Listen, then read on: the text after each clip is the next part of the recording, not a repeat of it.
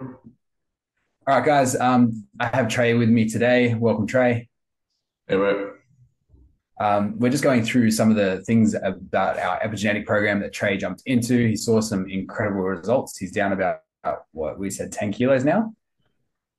Yeah. So implementing some of the cool things that we learned, and I guess the main thing I want to hear from you is like what did the epigenetics program teach you, or really change about the way you took control of your health? I think generally it changed the way I look at life in general. Trying to lose weight for so long. Obviously, we've tried so many different things, but you don't really look at the day-to-day aspect of things until now. Especially food. That's definitely going to be the biggest thing for me. Yeah. What in particular, with the day to day, kind of really changed the way you look at it? Like understanding when I should be training is the first foremost because I noticed after obviously you told us that we should be training in the afternoons, my training was better. And then, when I used to train in the morning, I'd usually train on empty stomachs and like I'd go hard, but my day would just go from up here to straight down. And I think you were struggling to get to the mornings too. Hey, like your body Yeah, just, you were just like, I want to do it so bad, but it wasn't working. exactly. I'm just not a morning person whatsoever. Yeah. And it just goes to show, right? Your biology shows that. But for so long, you probably just thought it was a discipline issue, right? Yeah, 100%. Yeah. Cool. And then just talk to me a little bit about the food, like what's been some revelations in terms of the food. So first of all, knowing like that I shouldn't be eating carbs towards the end of the night, being an islander, dinner is usually the biggest meal of our days. So we come home, have a like basically a feast. But swapping that around, having a little bit of a bigger breakfast, and then toning it down as I go through the day definitely helps. Did you find that difficult at first? Yeah, for sure. Because it wasn't my routine. Like I was so used to eating big meals towards the end of the day. But once I got into the routine, I was all good. Yeah, and being Islander, like, and being around family who eat the other way, how did those conversations go? Because I'm sure people like really struggle with that.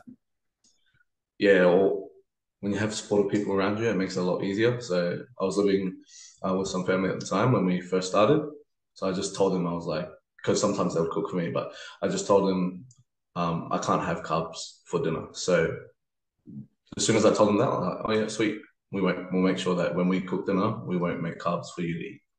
Yeah, awesome. So just being clear and communicating with them, Yeah, rather than keeping all the fears in your head about what they'll think about you. yeah, 100%, 100%. Yeah, because we work with a lot of islanders and they're so scared to tell their parents or their grandparents, like, oh, I need to eat slightly different, Yeah, because they're so worried that they're going to think that means they don't love them or something. yeah. It's a bit of an odd one, especially from an outsider's perspective, but yeah, I definitely get that. Yeah, cool. And then in terms of apart from food, was there anything else you really noticed about the program, like the social stuff? Did it ring a bell with you? Yeah, so when I found out that social was like my top priority, um, it made heaps of sense to me because when we first started, I actually just moved to Sydney, like not too long beforehand. So I was struggling in that aspect and like I was struggling in my day-to-day life because of that, but I didn't know that that was one of my top priorities as a guardian. Yeah, cool. And just for those listening, just so they get an understanding of it. So endomorphic, like guardians in particular, number one lifestyle priority is family and love and social. So if they don't have that environment, they just feel out of sorts. And that's kind of what you were saying, right? Yeah, 100%. Yeah. So then you realized being with you were still with some sort of family, Yeah, being at your auntie's, and then just realizing, okay, how can I be a better support system or better family member amongst this family? yeah, And yeah, I think you were saying it really helped. yeah. So that and being staying a bit more in touch with my immediates, I think definitely made a big difference. Yeah, perfect. Um, was there anything else in the profiles, like the way you lived or the mind sort of stuff that rang a bell with you?